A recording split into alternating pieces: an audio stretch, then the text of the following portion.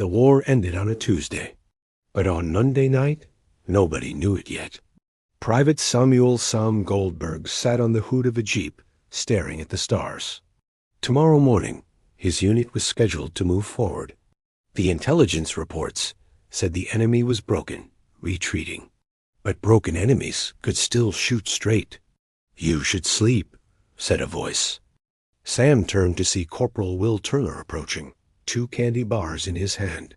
Will was from Georgia, a farmer's son who talked slow but thought fast. "Can't sleep," Sam said. Will handed him a candy bar. "Me neither." He climbed onto the jeep beside Sam, and they sat together, chewing in silence.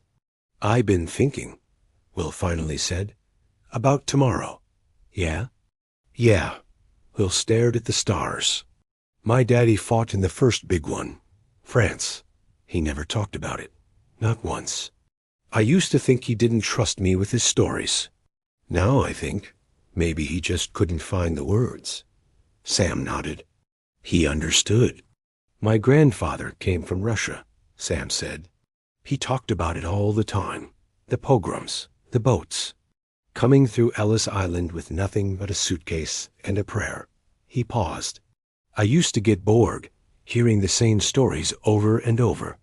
Now I'd give anything to hear them again." Will looked at him.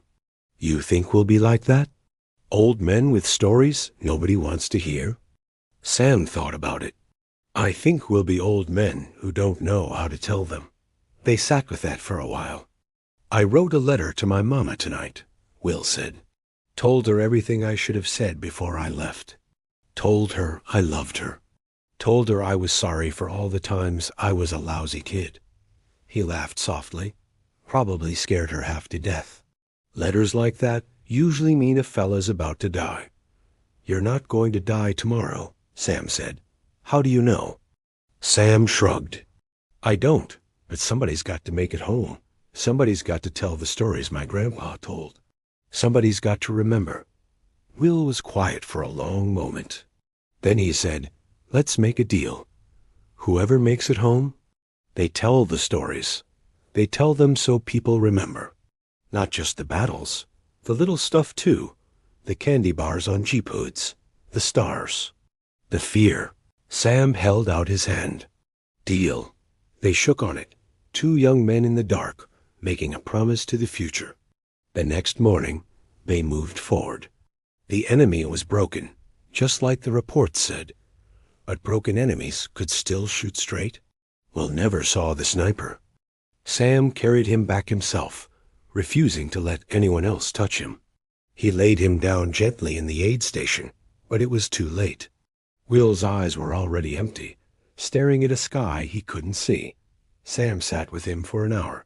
Then he reached into Will's pocket and found the letter, the one to his mama, written on the last night of the war. He mailed it himself, with a short note of his own.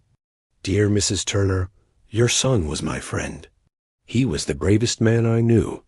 On the last night of the war, we sat on a jeep and looked at the stars. He told me he loved you. He told me he was sorry for every time he was a lousy kid.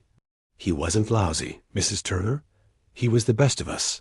I'll tell his stories." I promised him I would. With all my heart, Sam Goldberg. 50 years later, Sam Goldberg stood in a high school auditorium. A history teacher had invited him to speak to her class about the war. He was old now. His hands shook. His eyes weren't what they used to be. But he told the stories. He told them about the mud and the fear. He told them about the friends he'd lost. And he told them about a boy from Georgia named Will Turner, who ate candy bars on jeep hoods and looked at the stars on the last night of the war. A girl in the back raised her hand. "Did you ever find out what happened to his family?" Sam smiled a sad, old smile. "As a matter of fact, I did. I went to see his mama after the war. She showed me his room. His mama kept it exactly the way he left it. Baseball glove on the dresser, fishing pole in the corner, a photograph of him and his daddy."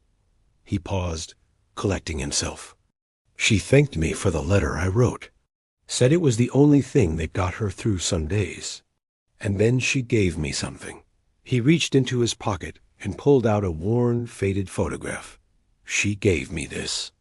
Will, age 10, holding up a fish bigger than his whole body. Said he caught it himself and wouldn't let anyone touch it but her. He passed the photo around. The students looked at it in silence. A boy with a fish, frozen in time, forever 10 years old. That's why I tell the stories, Sam said quietly. Because he never got to be old. He never got to sit on a porch and watch his kids grow up, so I do it for him. I remember for him. The bell rang. The class filed out, some still looking at the photo, some wiping their eyes. Sam sat alone in the empty auditorium, the photograph in his hands. See, Will, he whispered, I kept my promise.